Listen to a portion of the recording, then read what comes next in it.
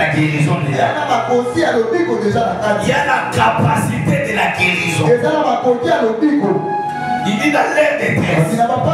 On ne dit pas dans l'air maladie. On dit dans l'air des détresse. Il a envoyé la parole et la parole a guéri. Je ne comprends pas. Ils ont des problèmes. Moi j'ai une voiture là dehors. Si vous voulez mettre à la fin de détresse. Vous là, vous avez bien été pour nous signaler de la Jérusalem, c'est là vous c'est loulou, nous doit jouer le ciment, aïe va dire non, nous doit soit dans la panne, nous doit soit il a un problème. Ne pas appeler ça va faire des très soins. Soit t'as 4x4, on a eu un gars nous tout coyo, les autres qui m'ont pas il y a un pot. Maintenant tu es dit, dans l'air détresse. Dieu voulait dire quoi? Dans les problèmes. Maintenant tu envoies la parole. Et puis la parole a guéri. Seigneur, il ne fallait pas écrire comme ça. Il fallait écrire dans l'air maladie. Tu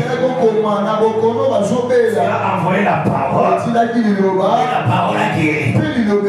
Parce que c'est le mot guérison peut être employé là où il y a la maladie. Vous allez voir avec moi? On emploie guérison dans des hôpitaux, dans quelqu'un qui est malade. Alors quand je lis cette portion de l'écriture, j'ai compris une chose, que les problèmes que tu traverses, ce sont des problèmes à toi. Mais selon la compréhension de Dieu, c'est une maladie. Oui. Il dit dans l'air détresse, il envoie la parole guérit. C'est que selon Dieu, c'est une maladie. Préparer la rentrée scolaire quand tu manques l'argent, c'est une maladie de voiture. Ne pas se marier selon Dieu, c'est une maladie.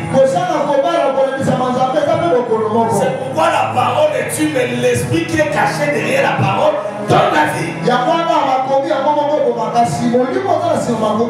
Quand Dieu veut soigner ton célibat, il envoie son âge, qui est docteur, et puis il envoie la parole, qui est médicament. Donne-moi un amen, je vais ouvrir les yeux. Chaque problème devant Dieu a une solution. La Bible déclare ce qui est impossible au médecin est possible à Dieu. C'est Dieu qui a donné l'intelligence au médecin. Oh, ce matin, je voudrais t'encourager. Ça qui a eu de mauvais sons, de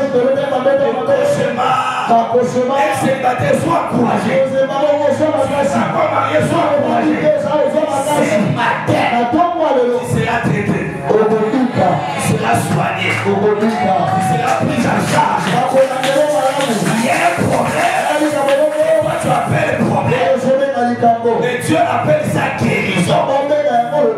Berger, il y a une différence.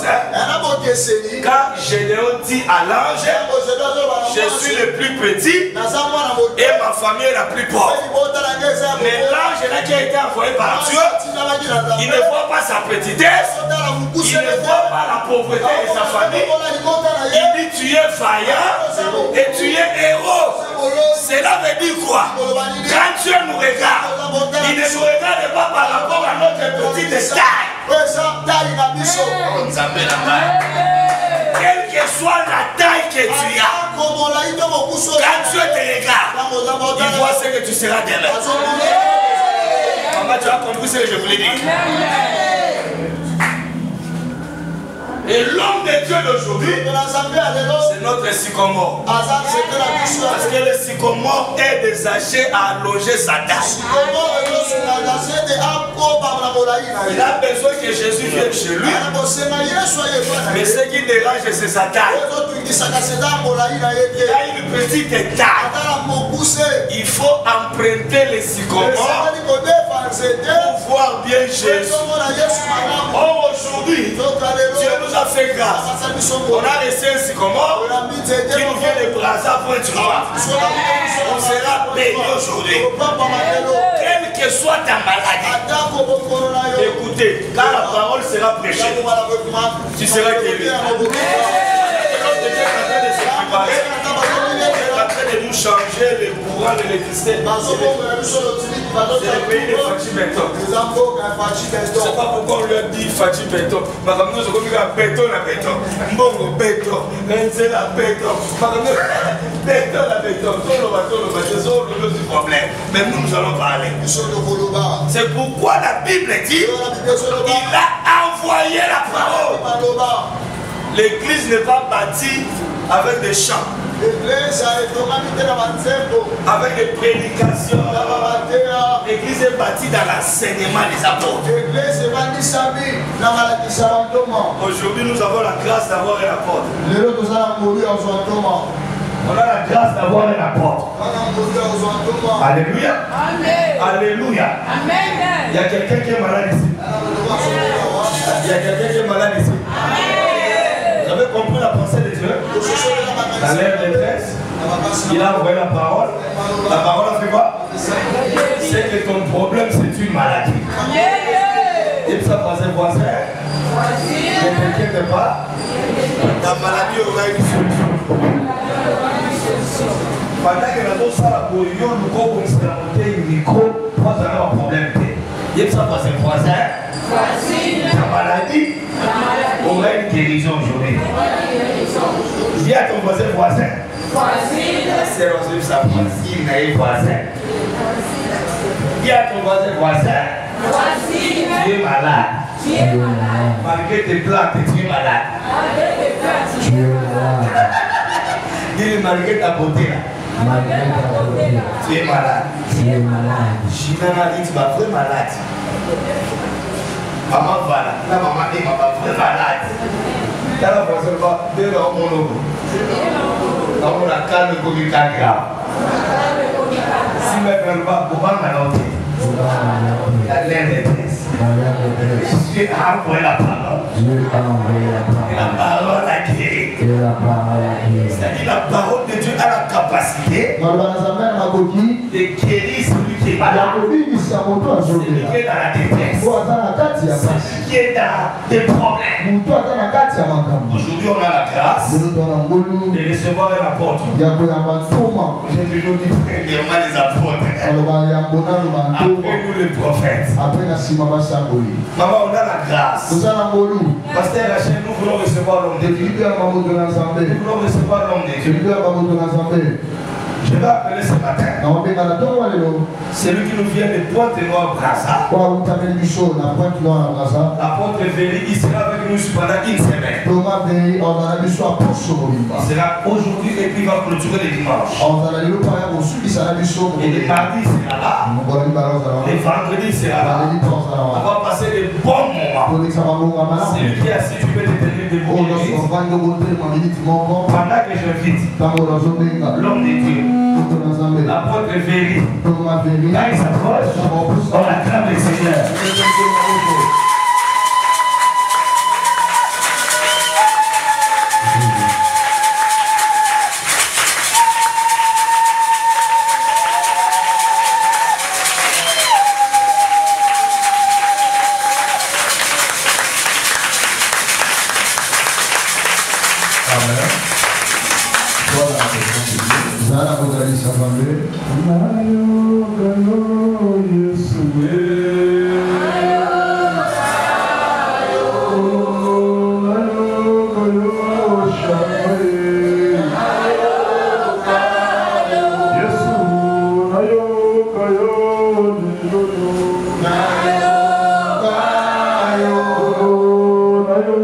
Ayo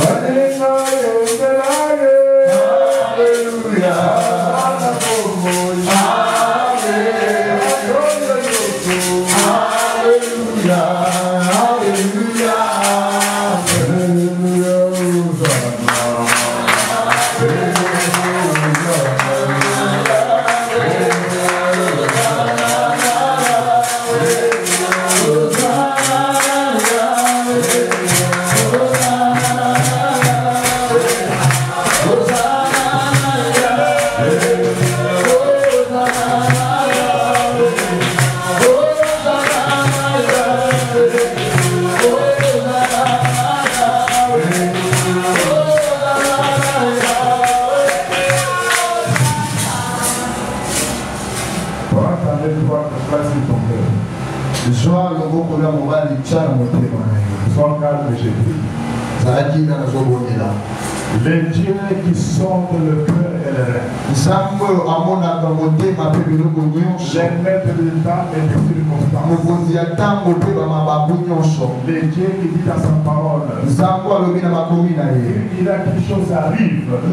Le très Dieu l'a ordonné. Je t'ai béni pour ces bons moments. Je me recommande sous tes mains. Je veux que ta grâce soit opérationnelle. Je veux me taire. Je veux que tu parles. Puisque toi tu parles bien. Quand toi tu parles, c'est des marques. On n'a jamais parlé comme celui-ci. Je veux que mes paroles soient esprit et vie. Et je ramène tout passé captif. Avec le message du Christ.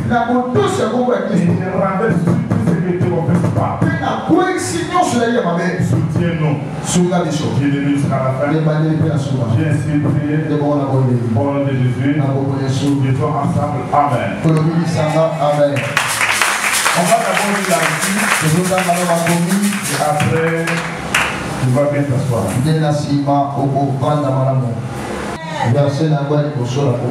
Samuel mourit.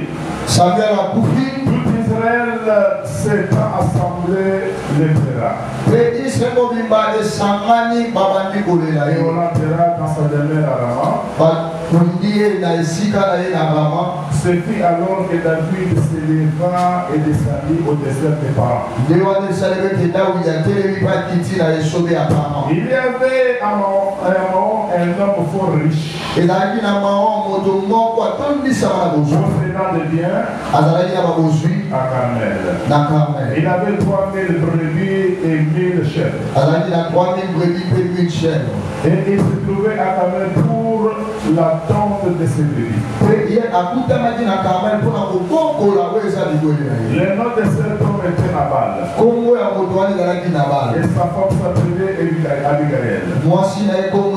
Abigail. C'était une femme de bon sens et belle de figure. Mais l'homme de Dieu est méchant dans ses actions.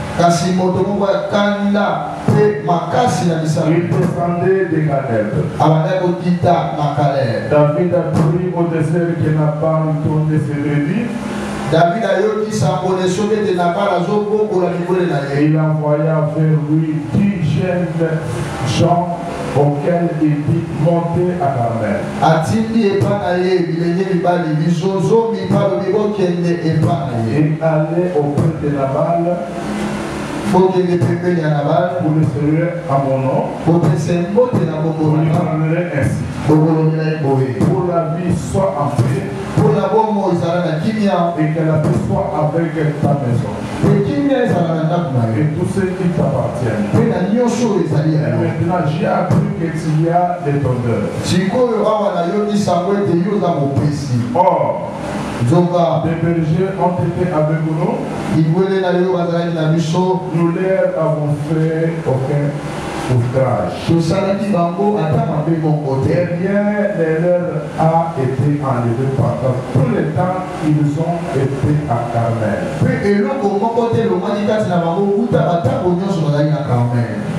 Amen. Mets-toi ça là.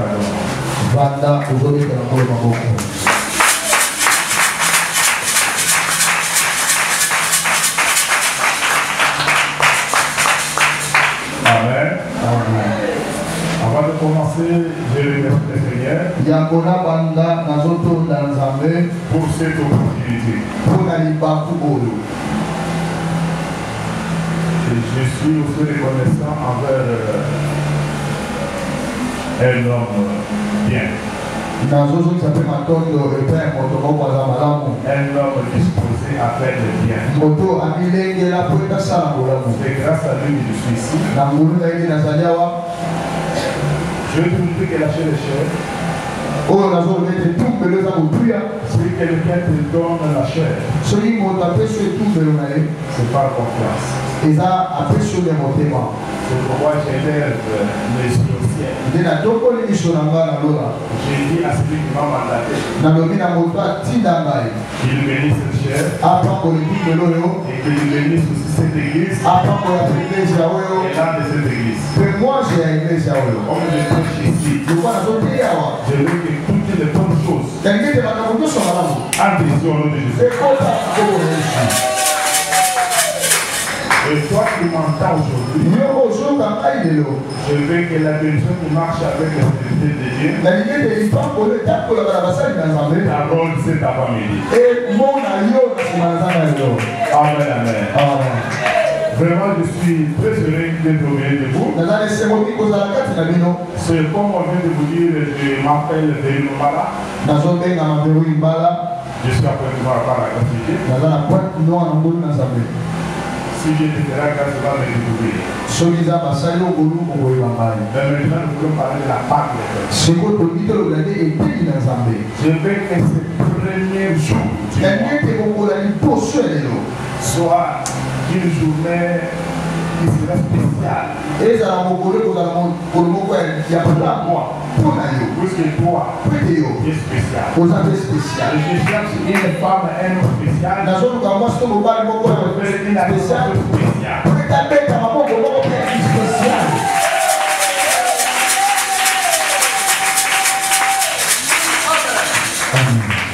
Durant le temps que j'ai, j'ai dû vous parler d'un thème que vous avez déjà commencé. Et je vais aussi ajouter par la grâce de Dieu. Je vais aller avec la pensée que Dieu avait ingéniée avant de se lever. La reconnaissance. Dis à ton voisin, ta voisine, reconnaissance.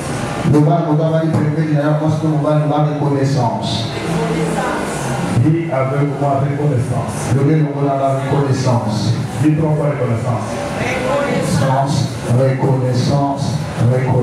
Est-ce que tu es prêt à acclamer pour la reconnaissance?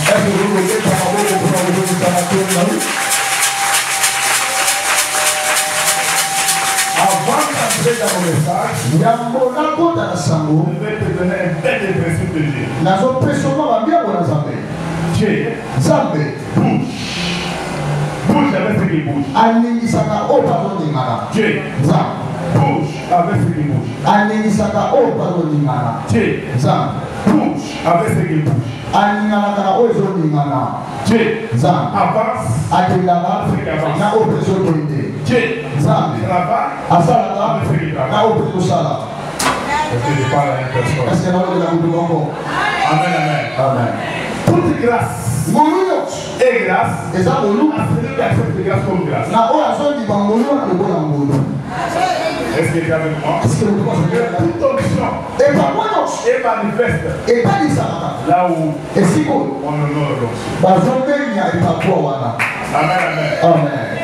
Voyez votre pasteur, le prophète Joseph. C'est un homme puissant. C'est un homme charismatique. Il m'a jamais vu. Il n'est jamais vu. L'esprit, on est ensemble. Si je l'accepte, qu'il a une grâce, je verrai cette grâce. Si je l'accepte pas, je ne verrai pas. Donc aussi, il va élever un homme de Dieu. Comme un homme qui vient de Dieu. Si tu as le sida, c'est la guerre. Il sera délivré. On a les faibles.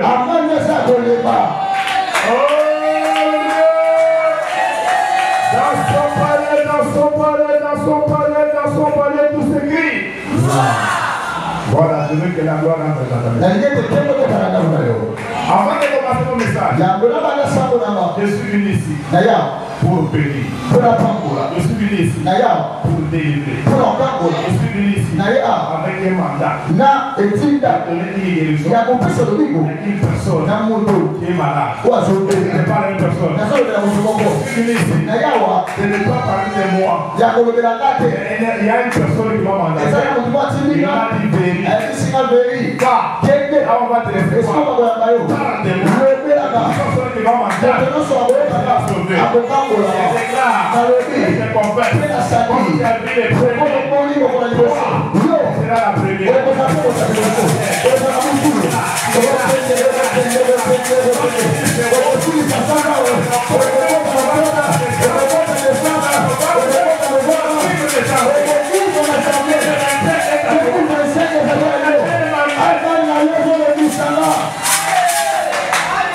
Écoute-moi bien. Nous parlons d'abord sur ce qu'on appelle reconnaissance. Selon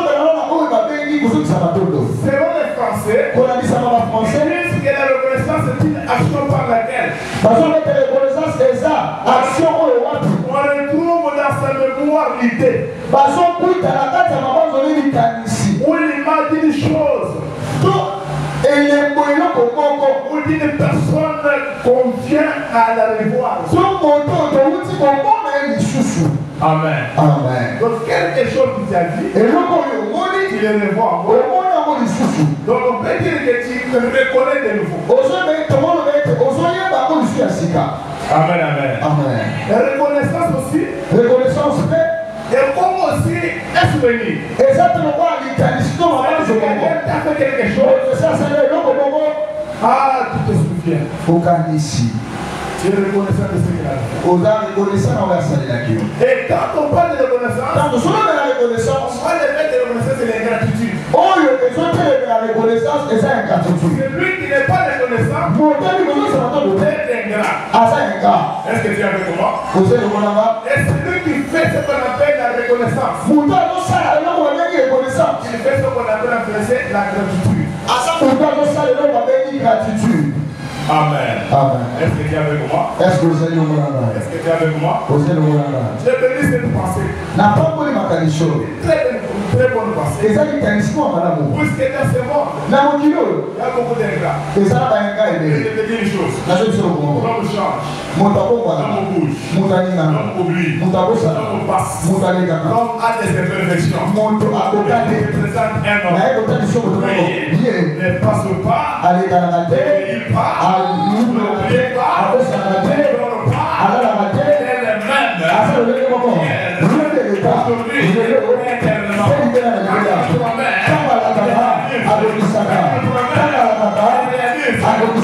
Comme des gagnants, il fait quelque chose. N'oublie pas. Lui, il est reconnaissant. Là, on vient de dire un bon passage. Un passage très riche. On va prendre tous les chapitres de 1 chapitre 25. Il y a une histoire qu'on va un peu développer là-dessus. Il y avait un homme qu'on appelait Nabal. Nabal veut dire un insensé. Un insensé. Qui est dans ses actions. Cet homme avait une femme. Et on décrit aussi la femme. On dit qu'elle était une femme de bon sens. Abigail. Un jour. J'ai toujours parlé de un jour. Parce que notre Dieu, il verra un jour. Il est malheureux. Un jour.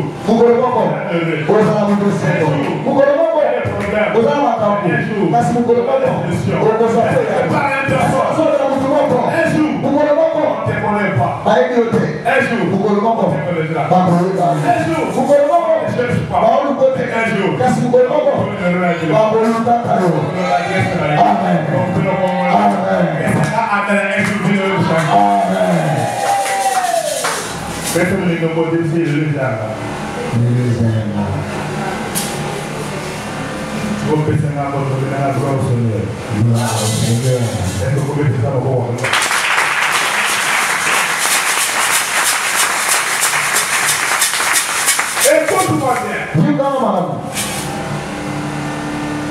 Cet homme a été reçu, donc il avait envoyé ses serviteurs. Quelque part, ce serviteur a été reçu par David. Tout le temps qu'il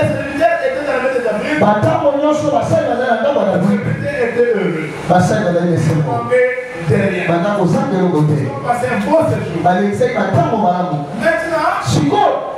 David à son tour. David peut la j'ai entendu que Nabal, chez lui, je peux avoir quelque chose. Pour aller, je suis dans les besoins.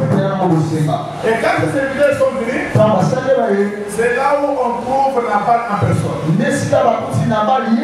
Comme son nom indique. Un homme insensé. Un homme insensé.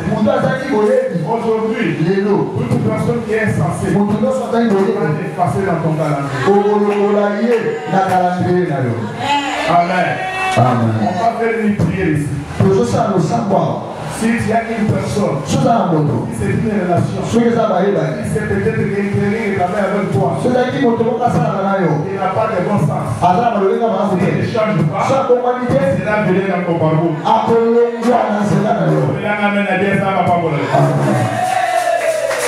homme est censé. Il a maîtrisé tout ce qui était mon proposition. On demande ça, on demande ça. Il a dit niet. Qui est David? Et qui sont ses serviteurs? Quand je prends les biens, pour donner à ce type-là, il vient d'où? Il ne connaît même pas. Il a parlé n'importe quoi. Et quand les serviteurs ont amené ça chez David, David était mécontent. Et David avait eu une mesure très vigoureuse. Il a dit que je vais exterminer. Je vais ravager. Je vais détruire. Toute personne qui le son de la détruite. Donc maintenant David se prépare pour venir. Maintenant dans la maison de Nabal, il y avait aussi des serviteurs. Je veux que dans cette maison, on ait aussi des serviteurs. Grâce à eux, la lumière entre dans cette église. Il faut être quelqu'un qui est canal. Entre la paix et la joie, là où il n'y en a pas. Et ce serviteur est allé vite voir Abigail. Et il a commencé à dire Abigail. Quand on était là, on était parti avec eux. Mais on nous a bien reçus. Maintenant, quand les chefs là ont besoin de nous, maintenant notre chef a dit. Maintenant, je ne sais pas ce qui va s'en suivre. Comme les messages qu'on vient d'amener chez David. Donc, vraiment, l'amour vraiment est déjà. Donc, est déjà alléluia. Dis avec ma gloire, Seigneur. Et quand Abigail a entendu ça, elle n'a même pas demandé la vie de son mari. Je veux une femme de distinction sans ici. Une femme de bon sens. Une femme de bon sens. Un esprit de discernement. Une femme de bon sens. Ne voit pas comme le poulet, comme le porc, mais voit comme l'aigle.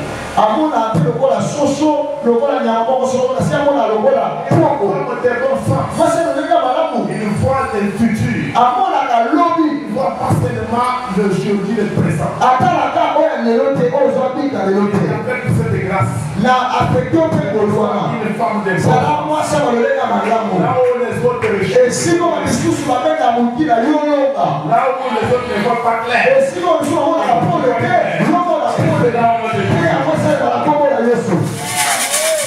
Cette femme de bon sens, vraiment niet. Ça ne peut pas arriver. Si je vais demander à Nabal, je ne peux m'empêcher. Maintenant, je demande à personne. Ton serviteur, fais ça. Elle donne des ordres. Prends les boules là.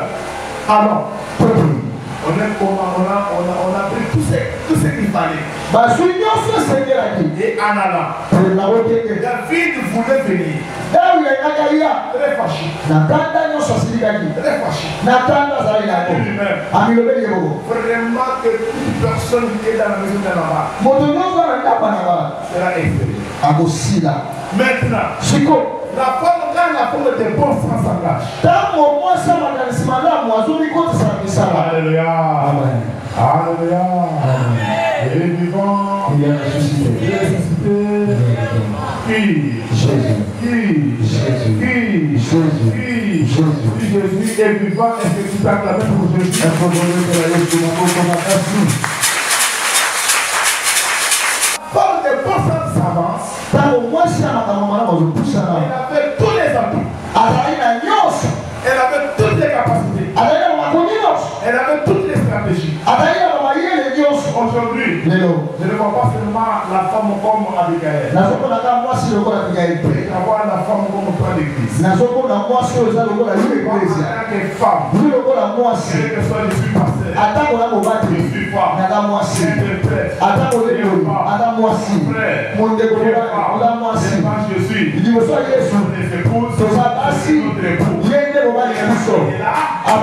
Notre épouse.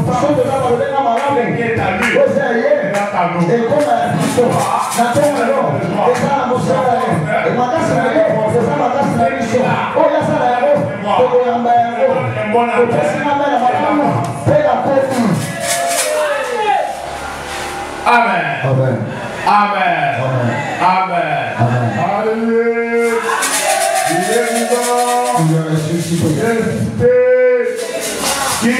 Jésus. Qui?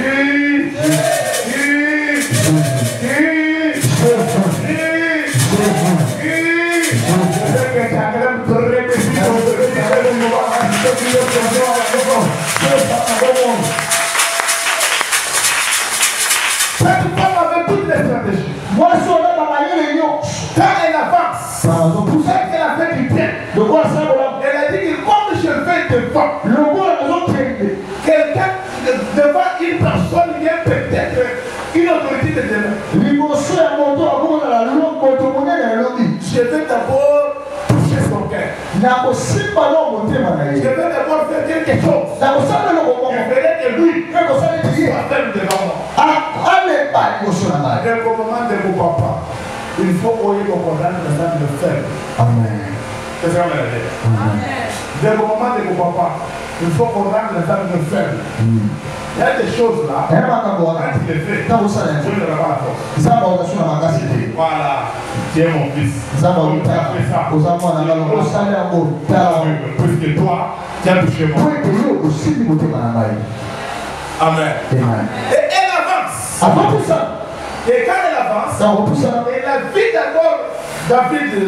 La première des choses qu'elle a fait, elle s'est prosternée. Elle a commencé à l'adorer. Elle a commencé à lui donner ses compliments. Elle a commencé à le supplier. Elle a commencé à s'humilier. David était stupéfait. Il disait, quelle est cette dame qui vient? Elle marche à mes vies, mais comment elle fait ça? Et elle commence à le supplier. Mon Seigneur, c'est de ma force. Parce que je n'ai pas vu tes serviteurs. Si j'avais vu tes serviteurs, tes serviteurs n'allaient pas venir là aussi. On m'a dit arrêta. Mais je te dis une chose. Pour toi, il n'y a pas de retard. Accomplir. Il y a un retard. Je veux parler à une personne. Quelque chose à retard. Il n'a pas passé.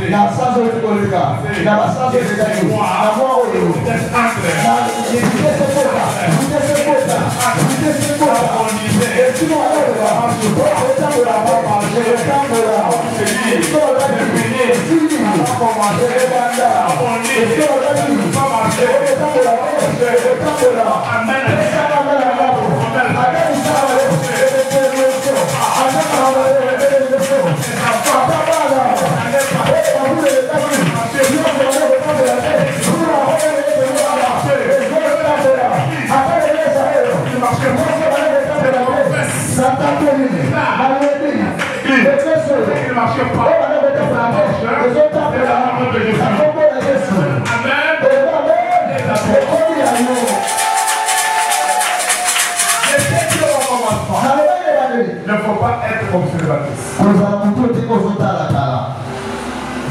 Dieu.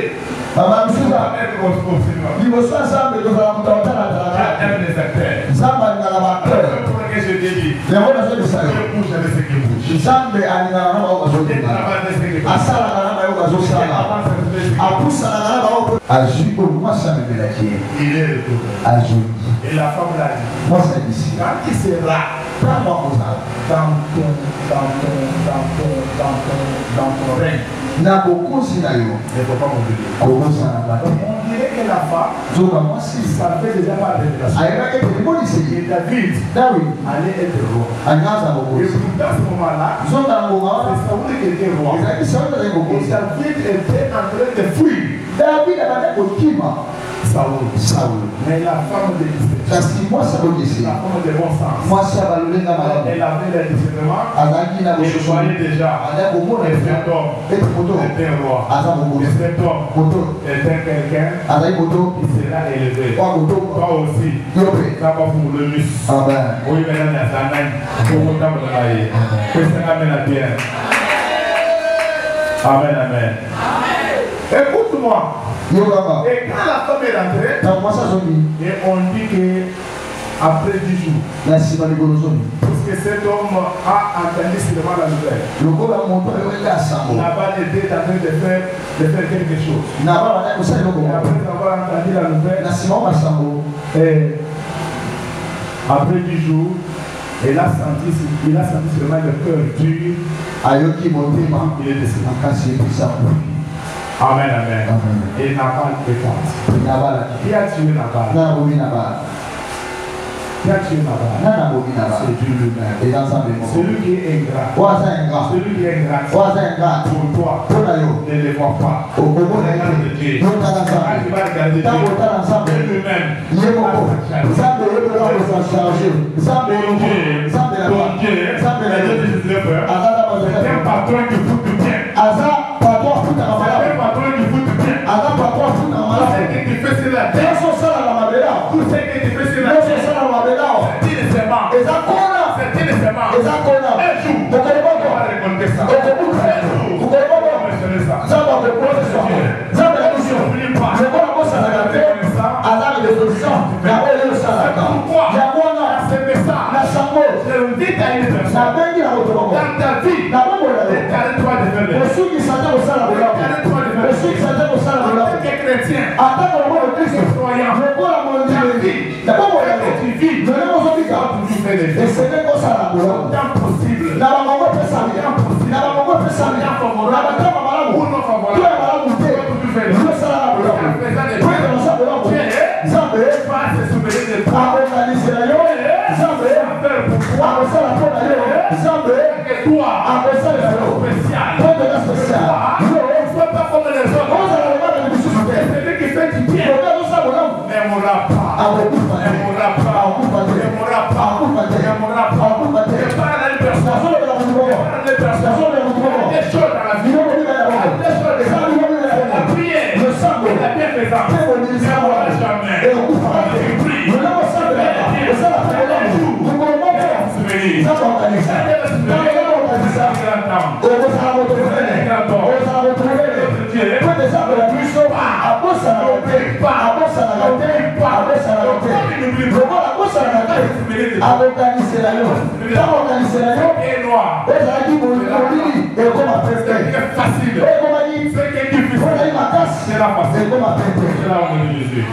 Acclame très bien.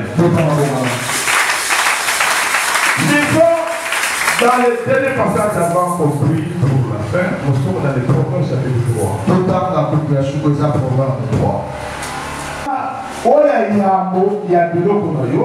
Alors tes greniers seront remplis d'abondance.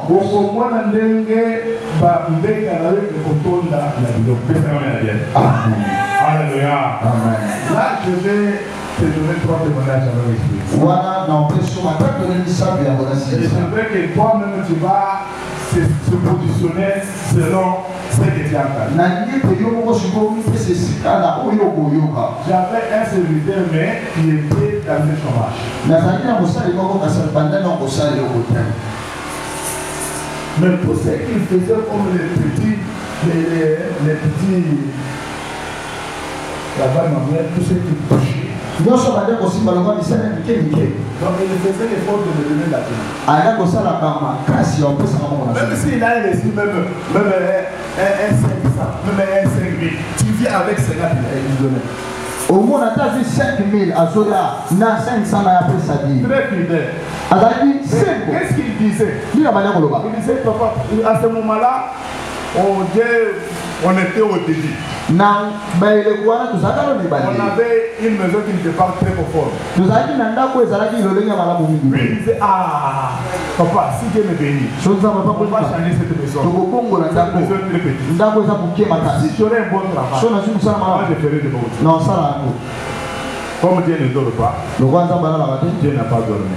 Il a donné un bon boulot. Le premier des salaires, c'était 1 900 000. 1 900 000. 1 900 000 ici. 1 900 000 ah. C'est comme combien de... Faisons à peu près 3 000 $, puisque ici, les francs CFA, c'est 600 000. Ah, en France, c'est pas 600 000. Donc c'est 600 000 pour 1 000 $. Et là, 600 000 pour 1 000 $. Donc, comme il touchait 1 900, c'était plus de 3 000. Et ça, plus de 3 000. Maintenant, la personne qui disait qu'il peut changer ma situation. Dès qu'on me paye ça, qu'est-ce qu'il me dit? Papa, j'ai eu mon salaire. Papa, j'ai lu dans les livres, on me dit que je suis aussi Lévitique. Moi, je suis aussi Lévitique. J'ai aussi 3. Donc, papa, ne m'embête pas pour la vie. Papa, il a refusé de payer sa vie. Alléluia. Amen. Il a commencé, moi qui vis dans les temps qui sont passés, il a commencé à me dire. Et après 3 mois, 4 mois, donc après, premièrement, deuxièmement, on a divisé le salaire. Et le troisième mois, on l'a radié au boulot. Troisième mois, il a commencé à dire, papa, vraiment, que Dieu me pardonne, ce n'est pas mon problème, c'est le problème de Dieu. Mais ici, papa, sa situation est passée. J'ai reçu deuxième témoignage. Une fille qui vivait à Osso.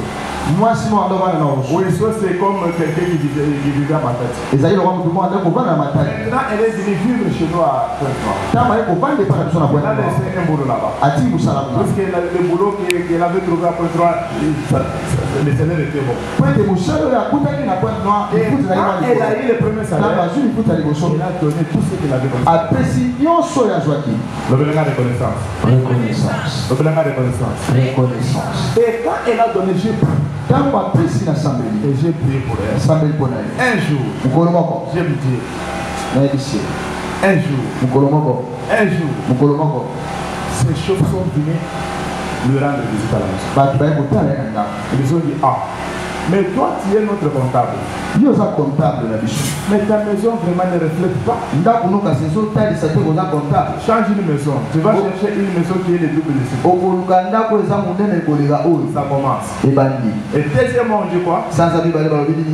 Mais pourquoi tu viens en retard? On a déplacement, tout ça. Bon. Le cours c'était difficile. Ça va, on te donne une voiture. On a donné une voiture, on a changé la maison. Donc ça monte des vies. Et cette fille est devenue notre référence partout. Je passe les presse spatiales. Moi, si on a référence, c'est quand on a des donc elle est un modèle. Donc elle me dit, papa, moi je suis reconnaissant de Dieu. Papa, je ne veux pas m'asseoir sur ma sagesse. Je vois ce que Dieu a fait. Mon frère et ma soeur, pourquoi être ingrat? Pourquoi ne pas reconnaître ce que Dieu fait? J'ai venu ce programme. Et j'ai venu ce thème. J'ai vu toute personne qui crie, toute personne qui prie, il sache que Dieu existe. Le ciel n'a pas un but. Dieu voit tout. Dieu a la capacité de connaître le nombre de vos chevet. J'ai connais un jour. Amen. Je connais un jour. J'étais en Angola. Parce que j'ai vécu là-bas avant de m'installer. Donc j'allais, j'ai rentré. Maintenant je suis installé. Je suis des fois en Angola, je suis des fois à avant de m'installer, ça allait passer. Quand il y avait maintenant la guerre. Amen, amen. Amen. Mais écoute-moi. On m'a empoisonné 2 fois récemment. La première fois, j'ai pris le traitement. Et la deuxième fois, on me dit par les médecins. Il me dit, hey, les poisons qu'il y a, c'est le type de poison qui était chez Moloto. Poison, ça n'est pas tout ce qu'il allait faire, ce qu'on a fait, il est parti. To sali no so to ko sala ko na ye me suka na ko pas ce qu'on fait pour toi. Na ye to ko sala ko da yo. Amen. Amen. Maintenant quand on avance, amen. Il me dit tu connais ce matin quoi dans mon Dieu, en jour comme Dieu. Quoi na so ko na ko ko sala kan no ngo. Ça ne ko do mo to so ko sala to les. Ko yo a he biso ba ni ga azo sala to les. Mas ko na sala ko na so ko ya na. Ça termine quelque part. Na sele kaka bo alobi ke soki sele kaka bo mo ke kimamba mo ko lande ko ko kimamba mo na tana be ma se kite ko na ko zamba za bo mo lebele zamba za bo mo so ke zamba za la kalite mo yo bu ko ko man za ko amen ke sanga mena zamba pe lo mo bi na se ka bo na kama ti ba mo wana ba to ko timo ko ka siko siko mo manda ko mo mo wana za siko ma makasi bango mo na zo avec ta ba ti ko mbango bete ba ko sisi ko na kipepe na me ba ko ko fula na mo so na ko ko yi sana sana yo mo to di singa ba ko so ko na moni ko no ko bi singa o me ko singa promesse ke na ko mela bi lo ko oyo ya porso na ko ko oni bande ko na kama tima je plus le je parle à Dieu Na lobeliza je prie l'eau amen azima ina mingi après na salut la connaissance. Nous sommes pour les docteurs avant la possibilité de battre supposons aussi le tilelo. Amen, amen. Je vais te dire des choses exactes. Avant de finir, Yambos na Dieu existe. Samba Et qu'il est le militaire du tout. Je sais que même la semaine qu'on va commencer, comme nous entrons dans un mois magnifique, je veux que c'est moi qui commence, que tu aies un vent nouveau, un nouveau départ, un renouvellement, quelque chose dans ta vie. Donne-moi un amen. Écoute-moi bien. Tu vois ce qui a fait que David affronte Goliath. C'est la reconnaissance. C'est la reconnaissance. Qu'est-ce qu'il a fait? Il a dit voilà. Je reconnais, je t'ai dernier les troupeaux. Un jour, il y avait un lion. Un jour, il y avait un ours. Il venait pour arracher. Il m'a secouru. Il y a des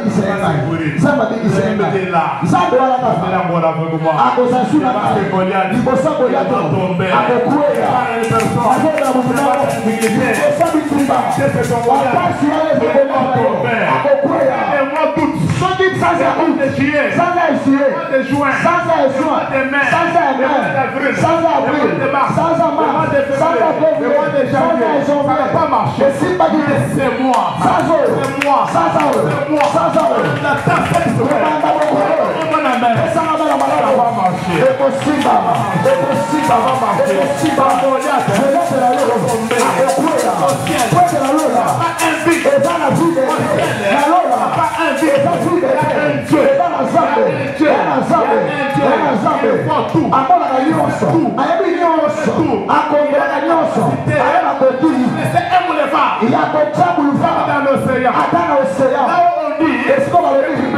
passer. Je veux que tu passes. Je prophétise. Je déclare.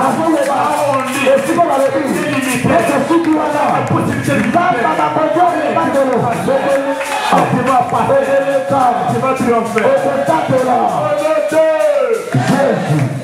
Élément, on va continuer dans la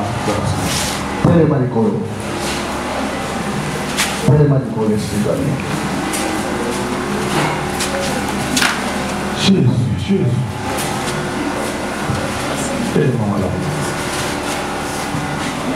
Élève tes deux mains. Je veux que tu pries pour Dieu.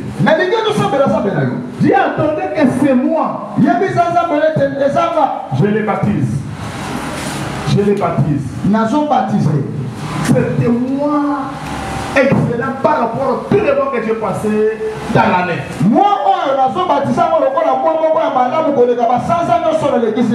C'est moi que je rayonne. Que c'est moi que je sois la tête. Que c'est moi que des opportunités s'ouvrent. Commence à parler.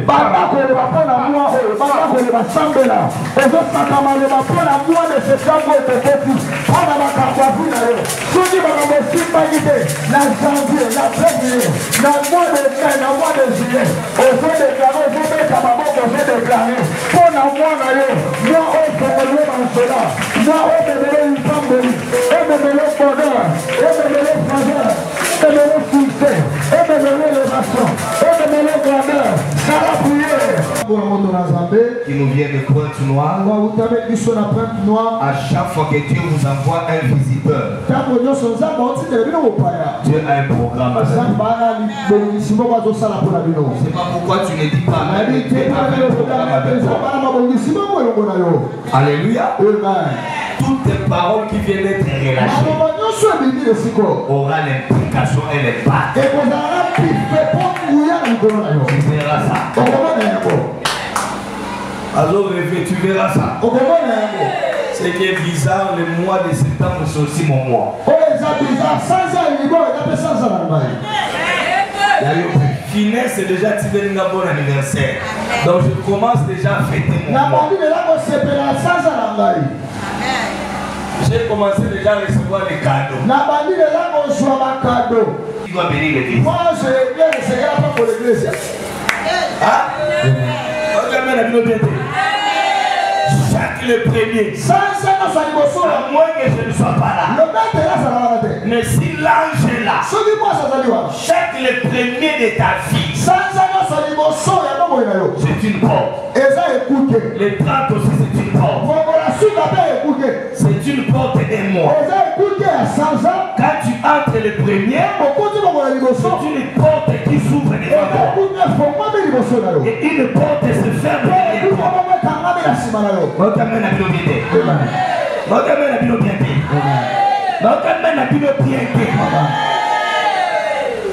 Que le mois de septembre t'ouvre des portes financières.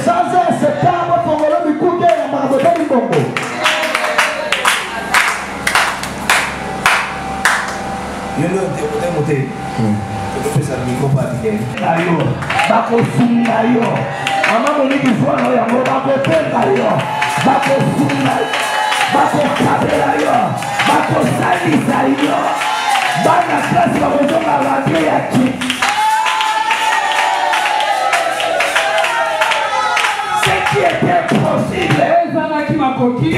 possible, ton amène ma mère que cela devienne possible. Seigneur, ouvre les cieux. C'est le roi qui amène.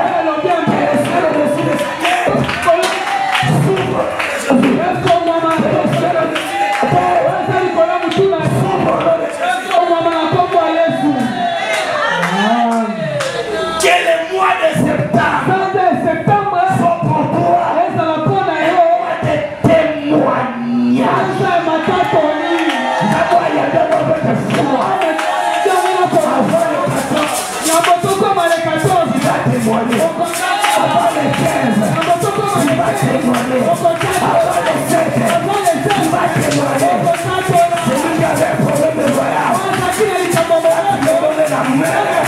Le mois de septembre, c'est le mois de ton voyage.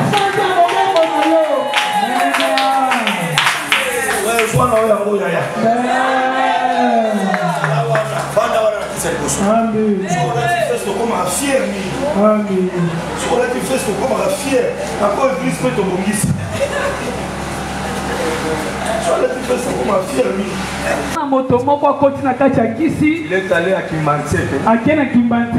N'oubliez pas ça, c'est une église de prophètes. Il est entré dans une fétiche. Il peut te faire du mal. Avant le 11e mois. À moins que je ne sois pas prophète. Si je suis prophète, la personne là sera révoquée.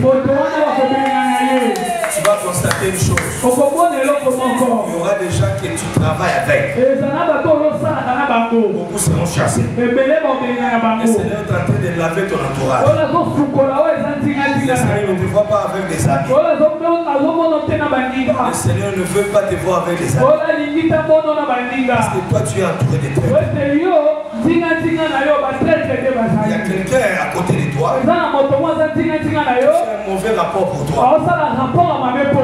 Fais pas attention. Tu me comprends?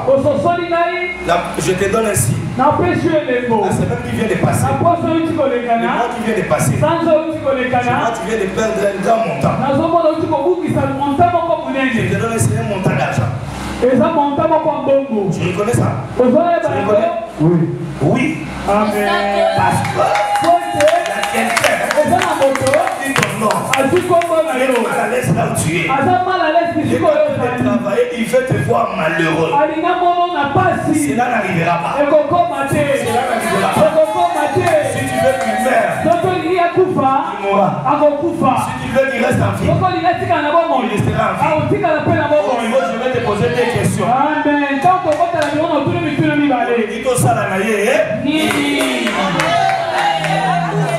La personne là est Mukongo. La personne là est Mukongo. Il est Mukongo. Le Congo central. Il est Mukongo, c'est un homme. Ce n'est pas une femme, c'est un homme. Il est du Congo central. Et c'est le signe, c'est un chauffeur.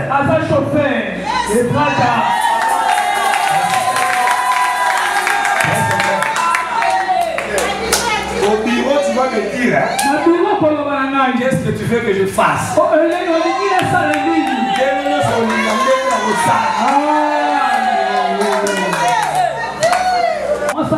On a prévu encore.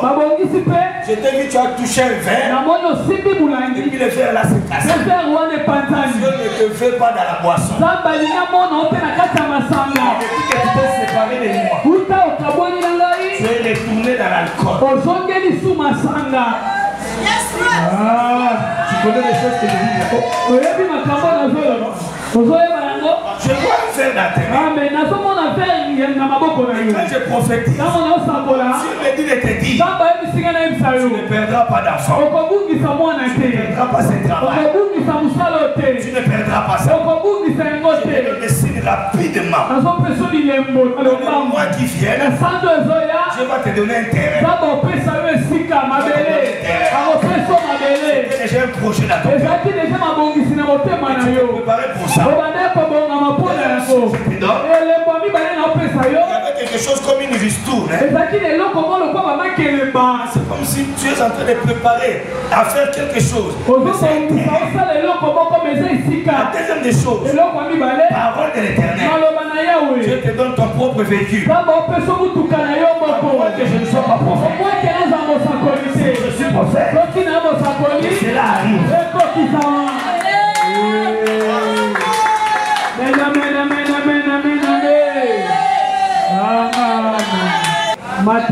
Est-ce qu'on peut prier pour ses frères? Il a des bons projets pour l'église. Il a des bons projets pour l'église. L'église éternelle vous débrouille. Il a des bons projets. Prions pour lui. Prions au nom de Jésus.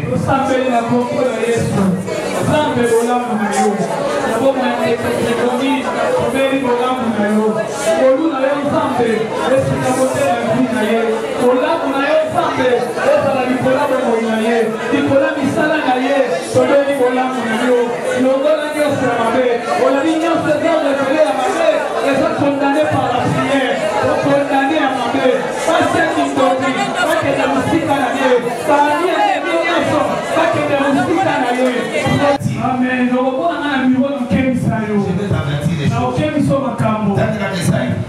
Mais toi, Israël, mon serviteur. Toi, Israël, mon serviteur.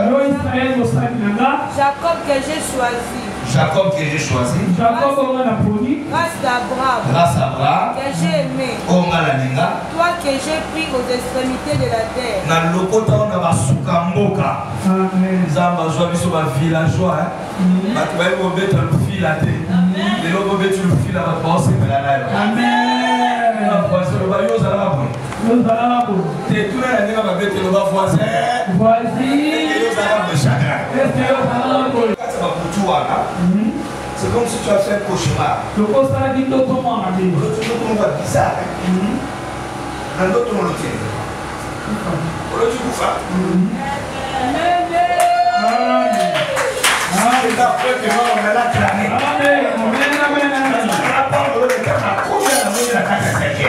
Je laisse ma main pour possible. J'annule la mort. La mort dit Amen et nous allons la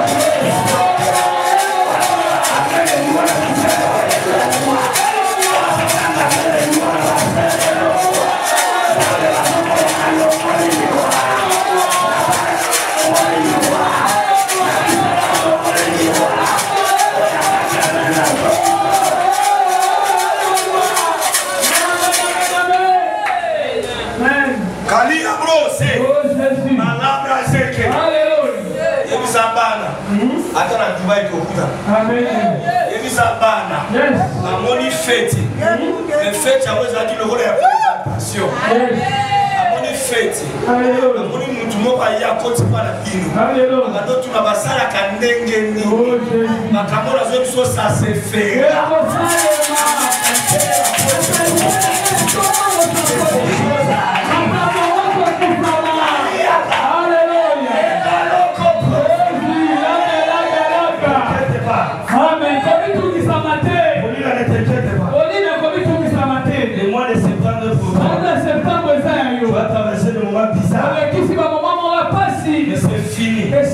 Le mois de septembre, c'est pour toi, Pauline. C'est pour toi. C'est pour toi.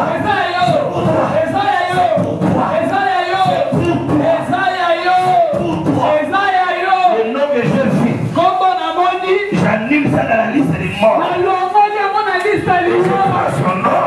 Je prends ça.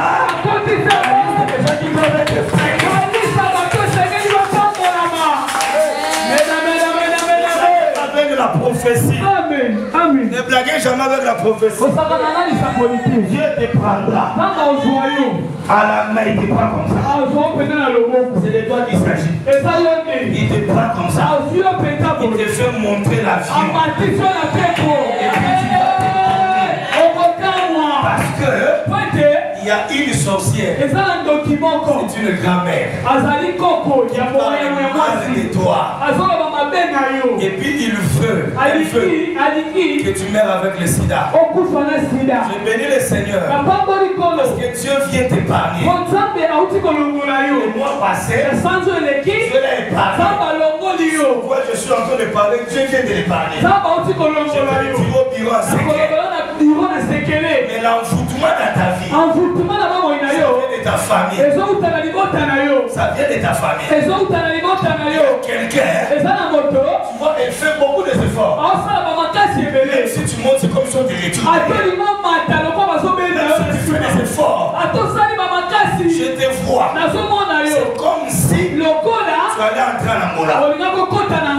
C'est comme si tu allais voyager pour la mort. Après un temps, je vois cette route-là se faire. Je me dis, ne t'inquiète pas. Braza n'est pas. Mais tu vas voyager. Tu me diras ce que nous allons faire avec la grande mère sorcière.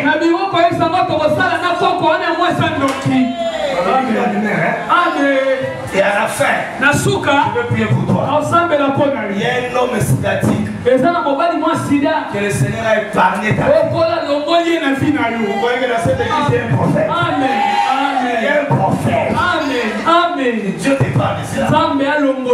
Que Dieu restaure tes mains. Au nom de Jésus, tu es vraiment. Est-ce qu'on va acclamer le Seigneur? On va prophétiser tes mains. Parce que Yves, tu es venu. Il y a quelqu'un qui a ton nom sur la table. Il prépare l'engagement pour Yves. À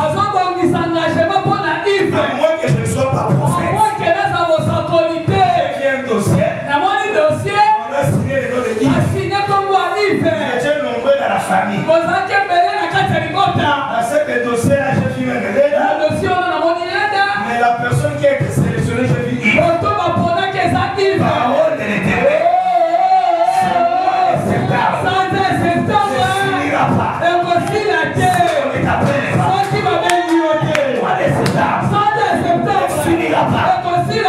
Ne doute pas. Ça c'est fait.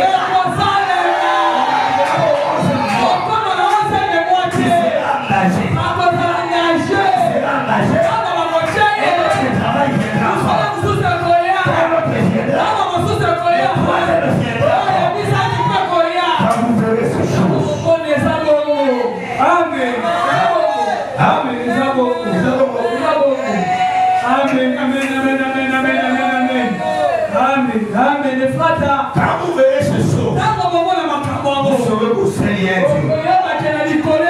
C'est la terre. Il y a un prophète.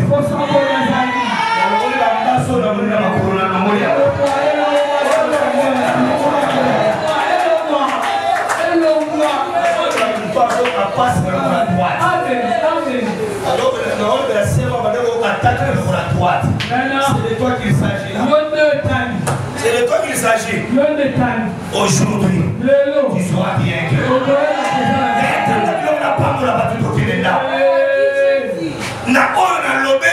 Tu es mon serviteur. Tu es mon serviteur. Oui. Je t'ai choisi. Je t'ai choisi. Je ne te rejette point. Je ne te rejette Point. Ça, c'est une parole de René là-bas. René Lang. René Lang. Vous l'avez vu, non? C'est votre pasteur, non? Il t'a choisi. Il ne te rejette pas. À ma qualité de prophète, je vois deux sœurs qui sont dans leur parcelle familiale. Moi, à ma qualité d'apôtre prophète, j'enlève ça.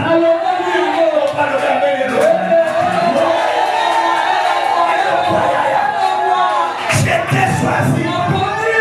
J'étais choisi. J'étais choisi. J'étais choisi.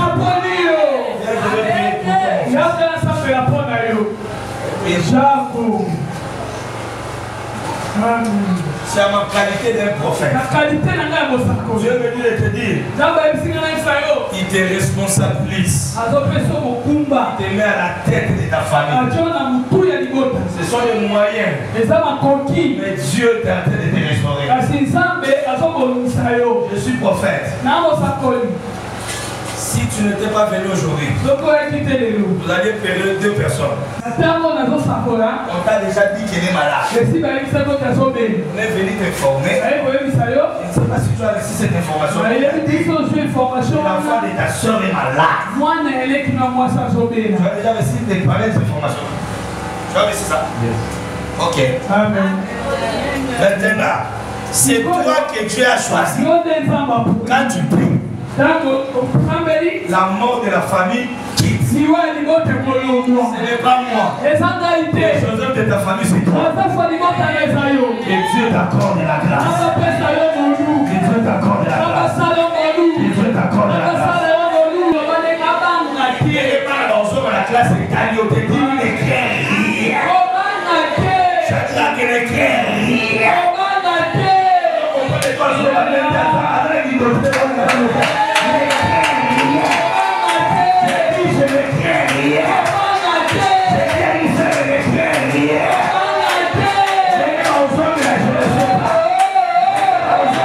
Je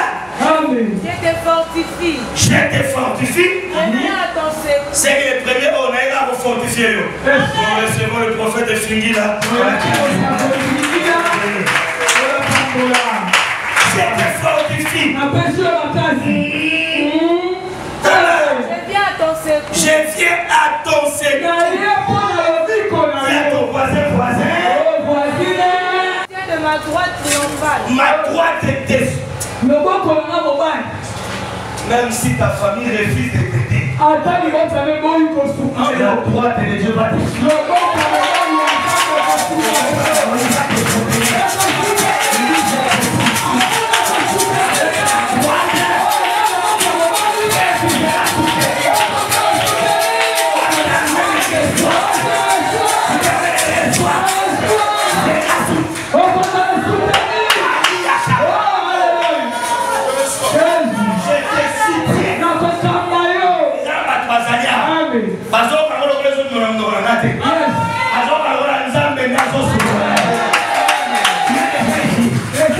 Il ne me voit pas.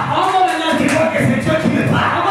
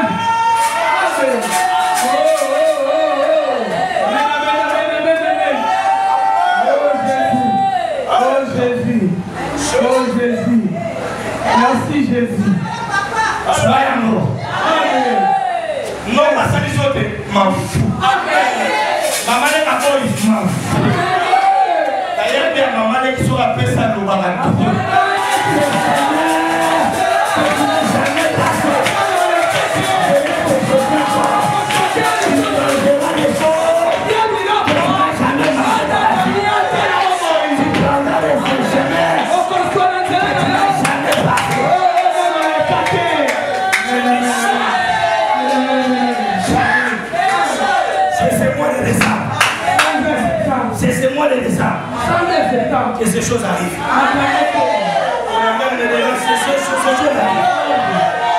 Le sorcier de la famille là est enterré par ma parole. J'ai détourné les choses. Déterré les territoires. Que tu n'as jamais imaginé. Oui, c'est pour toi. Je dis à quelqu'un, je te donne 2 ans. Tu deviens tata ou pas, mon maman ou pas.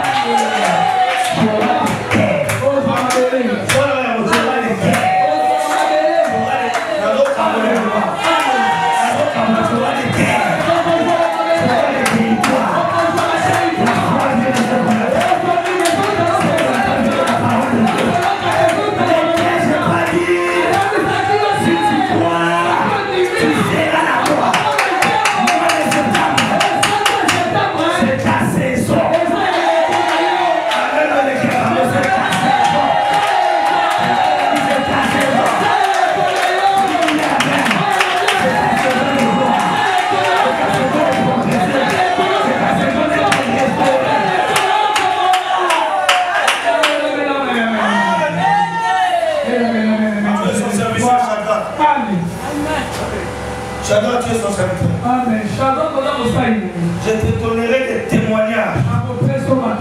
J'augmenterai dans ta vie les raisons de me louer. Pas le bien même que Dieu augmente. Que Dieu augmente les choses qui vont te pousser à louer Dieu.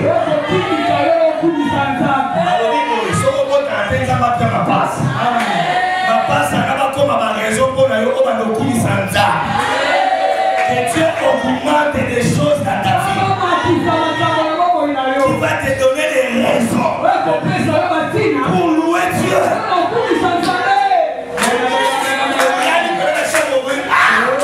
Ça c'est moi. Dans la famille pauvre. Ça c'est ma voiture. Dans la famille où Dieu m'a ramassé. C'est moi à Dubaï. Je suis en train de voir les gens voyager à Dubaï comme si vous alliez à Kinshasa.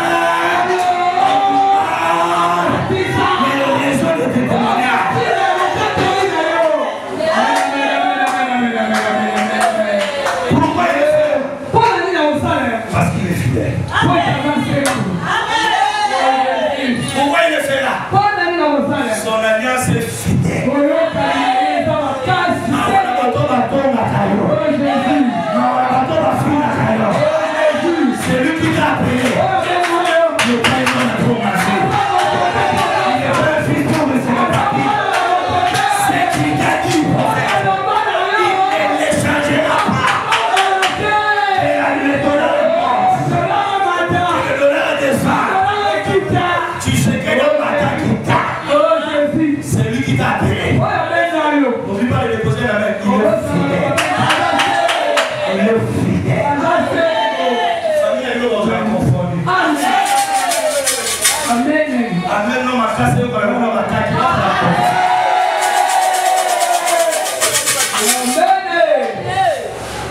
C'est pour toi que Dieu a sacrifié son fils Jésus à la croix. Là où tu devais mourir, Jésus a pris ta place.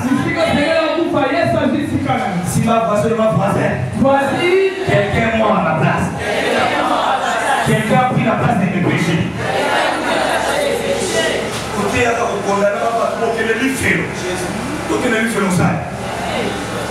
Donc, il y a un livre donc il y a l'eau. L'Esprit du Seigneur est sur moi. Pour annoncer là. Ma thèse est bonne nouvelle. Tu as un assaut de l'antenne à Bina Biché.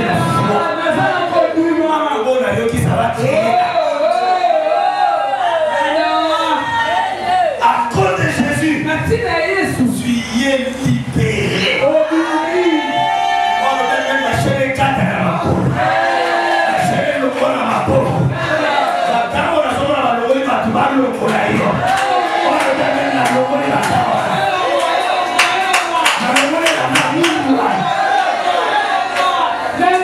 En fait, c'est comme si on a changé la tuile là-bas. On a changé la tuile là-bas. Ce qui t'attend, c'est la gloire.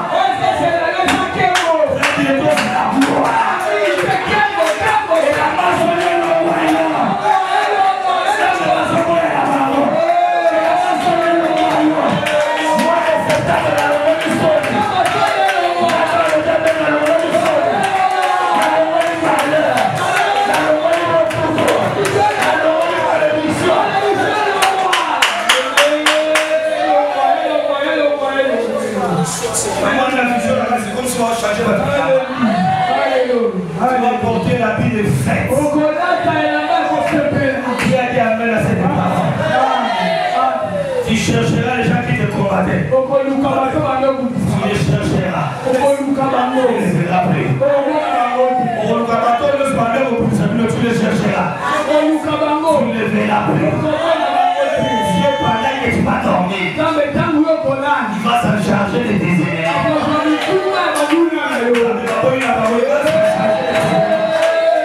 Quand tu t'appelles, tu es libre. Que ton âme soit libérée. Que ta vie soit libérée. On le demande, c'est ton sois restauré. Sois rétabli. N'oublie pas de dire Amen, Yves. N'oublie pas de dire Amen, Yves. Les années qu'on détruit le soleil. Ça va foutre la mort. C'est que les autres ont travaillé dans 10 mois.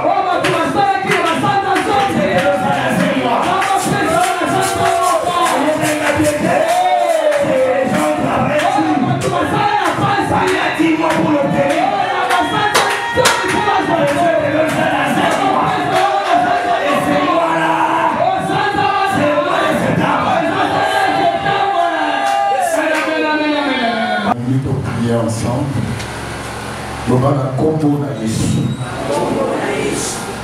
Milimo nyonso. Oyo contrôle la mois ya septembre. Pour batu balongate. Pour batu babongate. Et pananga échoué. Nabana nanga échoué.